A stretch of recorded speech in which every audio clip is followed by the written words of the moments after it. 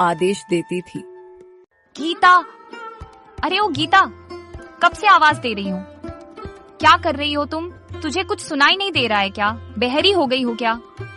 कमला दीदी, मैं बाबूजी के लिए रोटी बना रही हूँ। बाबूजी खेत जाने वाले हैं ना, इसीलिए जल्दी जल्दी खाना बना रही हूँ। इसका मतलब क्या मैं भूखी बैठी रहूं? तू एक काम कर, तू पहले मेरे लिए चाय बना दे, फिर उसके बाद जो करना होगा वह करना। आप चिंता मत करो दीदी, मैं अभी आपके लिए चाय बना देती हूँ। बस बाबूजी के लिए 2 रोटी और सेंक लूं, इसके बाद आपके लिए चाय भी बना दूंगी। तुम्हें समझ में नहीं आता है क्या? मैंने कहा पहले मेरे लिए चाय बनेगा, उसके बाद ही कुछ और बनेगा। गीता कुछ नहीं बोली, वह चुपचाप बस सब कुछ सुनती रही। इसके बाद वह तुरंत चूल्हे से उठी और कमला के लिए चाय बनाने लगी। कमला दीदी, ये लीजिए, आपकी चाय तैयार है। कमला चाय पीने लगती है और वह कहती है, आज तो चाय ठीक ठाक बनी है, वरना तुम तो कुछ भी बना देती हो, लेकिन शुक्र है कि आज अच्छा बना है। मैं हमेशा ऐसा ही चाय बनाती हूँ, बस आपको आज पता चला है। मुझे मत बता, मुझे सब पता है कि तू कितना अच्छा बनाती है। आज मैंने तेरी थोड़ी सी तारीफ क्या कर दी, तू तो चने के झाड़ पर ही चढ़ गई। नहीं दीदी, मैं कोई चने के झाड़ पर नहीं चढ़ी, मैं बस आपको बता रही थी कि चाय रोज अच्छी ही बनती है। चल अब बस कर, मेरे पास इतना टाइम नहीं है कि तेरे से बहस करूं। गीता कुछ बोली नहीं, बस चुपचाप मुस्कुरा दी। गीता बेटी, अरे ओ गीता बेटी, तुम सुबह से काम कर रही हो, थोड़ा आराम भी कर लो, नहीं तो तुम्हारी तबीयत खराब हो जाएगी। नहीं मां जी, अभी मैं आराम नहीं कर सकती, अभी तो गाय को चारा देना है, फिर कुएं से पानी भी लाना है। फिर भी बेटी, इतना काम मत किया करो। अरे माँ जी, काम ही तो कर रही है, कोई एहसान थोड़ी कर रही है। इस घर की बहू है तो काम तो करना ही पड़ेगा ना। कमला बहू, तू भी तो इसी घर की ही बहू है ना, तुझे भी तो घर का काम करना चाहिए। तू तो दिन भर बस आराम करती है और गीता को सारे काम करने को कहती है। मुझसे ये सब घर का काम नहीं होता है। वैसे भी जब गीता घर का सारा काम कर ही लेती है तो मुझे ये सब करने की क्या जरूरत है? सरस्वती ये सुनकर चुप हो गई। उन्हें पता था कि कमला बहुत तेज स्वभाव की है, उससे बहस करने से कोई मतलब नहीं है। शाम का समय था, रामदयाल अभी खेत से काम करके घर लौटा ही था। आज तो खेत में बहुत ज्यादा काम था, आज की मेहनत से तो पूरा का पूरा शरीर थक गया है। गीता बेटी, थोड़ा पानी मिलेगा? जी, अभी लाई बाबूजी। गीता अंदर रसोई में गई और तुरंत ठंडा पानी लेकर आई। रामदयाल पानी पीने लगा। गीता बेटी, तुम पूरे घर का इतना ख्याल रखती हो, भगवान तुम्हें हमेशा खुश रखे। रामदयाल की ये बातें सुनकर कमला को बहुत जलन हुई। हाँ, क्यों नहीं, सबको तो बस गीता ही अच्छी लगती है, जैसे कि मैं तो कुछ करती ही नहीं, जब देखो तब बस गीता ही सबको याद आती है। कमला गीता की तारीफ सुनकर गुस्से और जलन से भर गई। अरे बाबूजी, आप भी ना, उसने आपको जरा सा पानी क्या दे दिया, अपने तो उसकी तारीफ ही शुरू कर दी। कमला बहू, तारीफ तो अच्छे काम की ही होती है।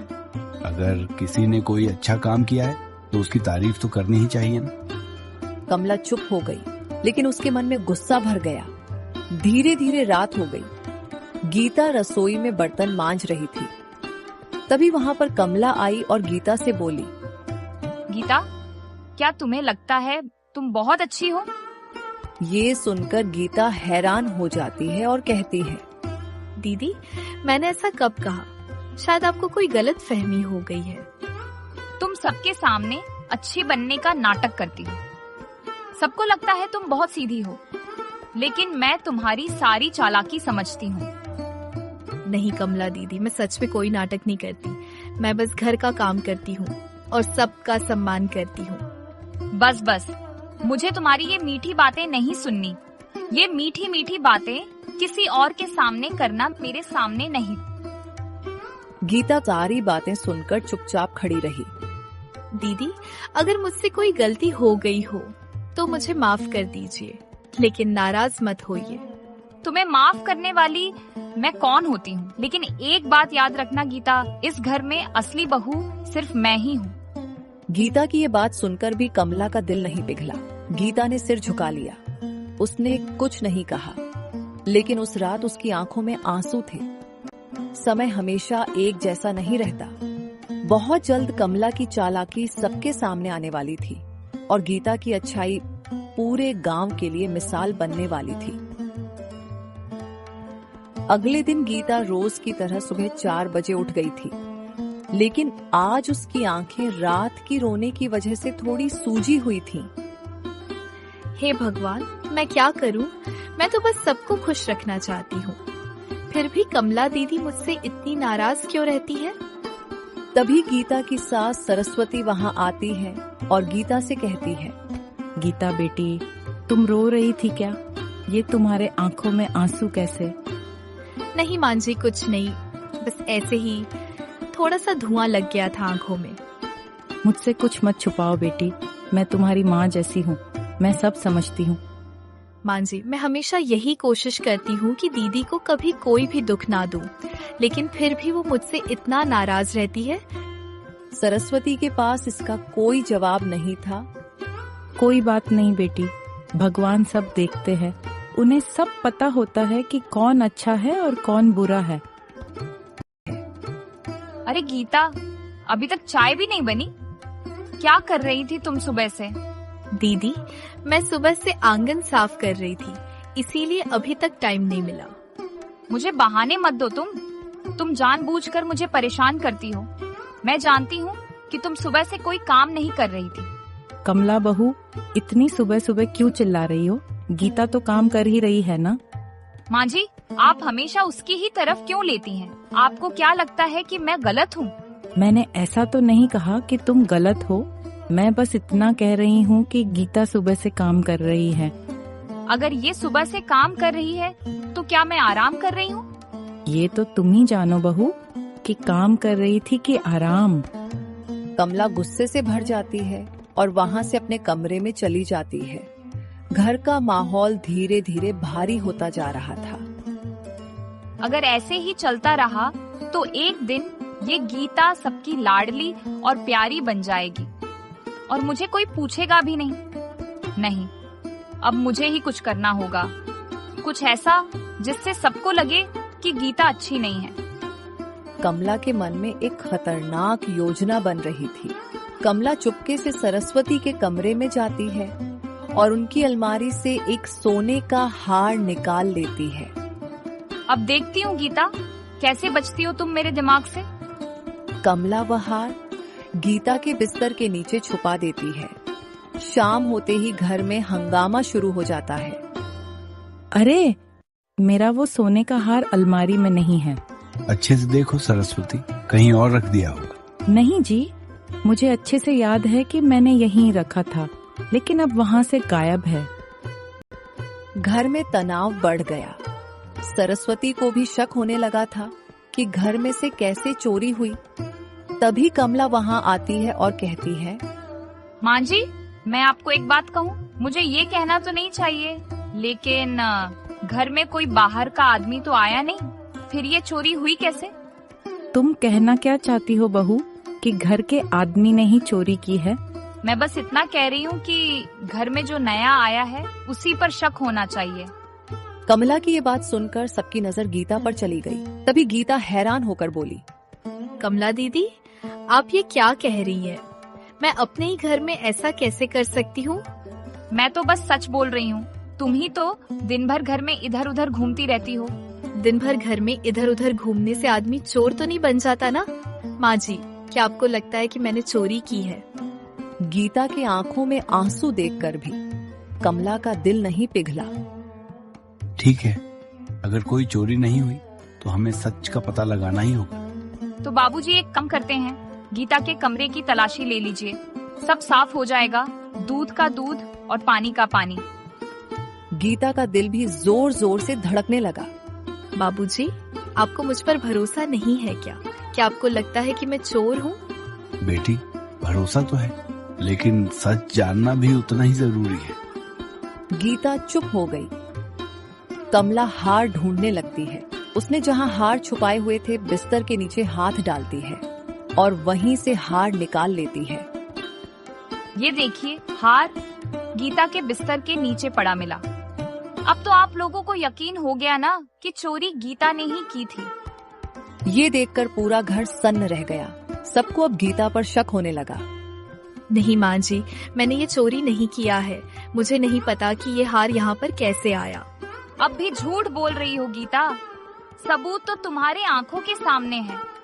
गीता पर झूठा इल्जाम लग चुका था और उसके अपने ही लोग अब उस पर शक कर रहे थे। एक तरफ सच्चाई थी और दूसरी तरफ चालाकी, लेकिन सच्चाई ज्यादा देर तक छुप नहीं सकती। उस रात गीता ने खाना तक नहीं खाया। उसके दिल में सिर्फ एक ही सवाल था, जब अपने ही भरोसा ना करे तो इंसान क्या करे। हे भगवान, मैंने कभी किसी का बुरा नहीं किया, फिर मेरे साथ ही ऐसा क्यों हो रहा है। मैंने इस घर को अपना घर माना, मांझी को अपनी माँ, बाबूजी को अपने पिता, लेकिन आज सबको मुझ पर शक हो गया। क्या मेरी सच्चाई इतनी कमजोर है? तभी दरवाजा धीरे से खुलता है और सरस्वती अंदर आती है। गीता, ये तुमने क्या किया? मुझे तो यकीन ही नहीं हो रहा है कि तुमने ऐसा काम किया है। अरे माँ जी, आप? मैं समझ नहीं पा रही हूँ कि अगर वो हार तुमने नहीं लिया तो वो हार वहाँ कैसे आया। ये तो नहीं पता माँ जी, पर मैं कसम खा के कहती हूँ कि मैंने उस हार को छुआ तक नहीं। बेटी, मुझे तुम पर पूरा भरोसा है, लेकिन फिर भी ये सोचने वाली बात है कि ये सब हुआ कैसे। माँ जी, अगर आपको लगता है कि मैं झूठ बोल रही हूँ तो भगवान मुझे कड़ी से कड़ी सजा दे। गीता की बातों में सच्चाई साफ साफ झलक रही थी, लेकिन हालात उसके खिलाफ थे। मुझे तो तुम पर भरोसा है, लेकिन जो सबूत मिला है उस... माँ जी, सच को साबित होने में वक्त तो लगता है, लेकिन वो छुपता नहीं है। सरस्वती चुप हो गई। उनके दिल में अब शक और भरोसे की लड़ाई चल रही थी। कमला ने जो किया वो सोचकर पहले तो उसे खुशी हुई थी, लेकिन अब उसके मन में एक अजीब सा डर पैदा हो रहा था। अब तो सबने ही गीता को चोर मान लिया है, अब कोई उस पर भरोसा भी नहीं करेगा। कमला थोड़ी देर चुप रहती है, फिर सोचती है, लेकिन अगर सच सबके सामने आ गया तो फिर तो मेरी पोल खुल जाएगी और मेरी बदनामी भी होगी। नहीं, कोई सच नहीं जान पाएगा। मैंने बहुत सोच समझकर ये किया है। लेकिन अंदर से कमला खुद भी डर चुकी थी। उन दोनों के पति भी इस बारे में आपस में बात कर रहे थे। सोहन, तुम्हें क्या लगता है, क्या गीता सच में ऐसा कर सकती है? मोहन भैया, दिल तो कहता है नहीं, ऐसा नहीं हो सकता, लेकिन जो आंखों से देखा वो भी झूठ तो नहीं हो सकता ना। कभी कभी जो दिखता है वो सच नहीं होता मेरे भाई। तो फिर सच क्या है भैया? अब ये तो समय ही बताएगा कि सच क्या है और झूठ। दोनों भाई भी उलझन में थे। अगले दिन गीता इन सब चीजों से परेशान होकर एक फैसला करती है। मुझे अब सबसे कुछ कहना है। क्या बात है गीता? हाँ बोलो बहू, क्या बात है? अगर आप सबको लगता है कि मैंने चोरी की है तो मैं इस घर में रहने के लायक नहीं हूँ। मैं इस घर को छोड़कर जाना चाहती हूँ। गीता की ये बात सुनकर सब चौंक जाते हैं। अरे ये क्या कह रही हो बेटी, तुम पागल हो? माँ जी, मैं अपनी इज्जत को खोकर यहाँ पर नहीं रह सकती, लेकिन जाने से पहले मैं एक बात जरूर कहूँगी। हाँ बोलो बेटी। यही कि मैंने चोरी नहीं की, मुझे फंसाया गया है और एक दिन ये सच जरूर सबके सामने आएगा। गीता बहू, तुम्हें कहीं जाने की जरूरत नहीं है। ये सारा सामान लेकर अपने कमरे में जाओ। कमला ये सुनकर घबरा जाती है। वहाँ एक छोटा बच्चा भी होता है। चिंटू वही बच्चा था जिसने अनजाने में सब कुछ देख लिया था। दादी, मैं एक बात बताऊं? क्या हुआ चिंटू बेटा? आप लोग जिस हार की बात कर रहे हैं, मुझे पता है कि वो कैसे चोरी हुआ था। ये तुम्हें कैसे पता चिंटू बेटा? कल जब मैं गीता चाची के कमरे में खेल रहा था, तभी वहाँ पर कमला चाची ने वो हार बिस्तर के नीचे रखा था। पूरा घर एकदम शांत हो जाता है। कमला के चेहरे का रंग उड़ जाता है। सच्चाई अब धीरे धीरे बाहर आने लगा था। एक मासूम बच्चे की बात ने पूरी कहानी का रुख बदल दिया। चिंटू, तुमने अभी क्या कहा बेटा? हाँ दादाजी, मैंने देखा था कमला चाची ने हार गीता चाची के बिस्तर के नीचे रखा था। कमला, ये बच्चा क्या कह रहा है? नहीं नहीं माँ जी, ये तो अभी बच्चा है, इसे क्या पता, ये तो कुछ भी बोल रहा है। कमला दीदी, बच्चे झूठ नहीं बोलते हैं और आप इतना घबराई घबराई सी क्यों लग रही हैं? ये सुनते ही सबकी नजर कमला पर टिक गई। कमला के चेहरे पर चिंता छा गई। कमला के माथे पर पसीना आने लगा। उसे डर था कि सच सबके सामने ना आ जाए। कमला बहू, सच सच बताओ, क्या तुमने ही ये सब किया है? नहीं नहीं बाबूजी, मैं ऐसा क्यों करूंगी? मुझे क्या जरूरत है? क्या आप लोगों को मुझ पर भरोसा नहीं है? जरूरत थी कमला, मुझे पता है कि तुम्हें गीता से जलन थी, इसलिए तुमने ऐसा किया। नहीं मोहन, मैं उससे भला क्यों जलूंगी? क्योंकि सब उसकी तारीफ करते थे और तुम्हें ये बात सुनना पसंद नहीं था। कमला अब चारों तरफ से घिर चुकी थी। सबको चिंटू की बात पर यकीन हो गया था। दीदी, अगर आपने ये काम किया भी है तो भी मैं आपसे नफरत नहीं करती। क्या? सही में? मैं बस आपसे ये चाहती हूँ कि आप सबको सच सच बोल दें, ताकि सबको पता चल जाए कि मैं बेकसूर हूँ। गीता के इस व्यवहार ने सबको और ज्यादा सोचने पर मजबूर कर दिया। कुछ पल का सन्नाटा, फिर कमला अचानक से रोने लगती है। हाँ, मैंने ही चोरी किया है। ये सुनते ही पूरा घर चौंक गया। पर कमला, तुमने ऐसा क्यों किया? क्योंकि मैं हार गई थी। मैं हर दिन गीता से हार रही थी। सब उसकी ही तारीफ करते थे, कोई मेरी तरफ देखता तक नहीं था। मैं भी इस घर की बहू हूँ, मुझे भी इज्जत चाहिए थी। इज्जत मांगी नहीं जाती कमला बेटी, कमाई जाती है। कमला को भी अब अपने किए पर पछतावा होने लगा। मैंने गलती कर दी बाबूजी, बहुत बड़ी गलती कर दी, मुझे माफ कर दो। गीता बेटी, हमें माफ कर दो, हमने तुम पर शक किया। माँ जी, आप क्यों माफी मांग रही है? आप माफी मत मांगिए, आप तो मेरी माँ जैसी है। गीता बेटी, आज तुमने ये साबित कर ही दिया कि सच्चाई कभी भी हारती नहीं है। पूरा घर भावुक हो गया। कमला को अपने गलती का एहसास हो गया था।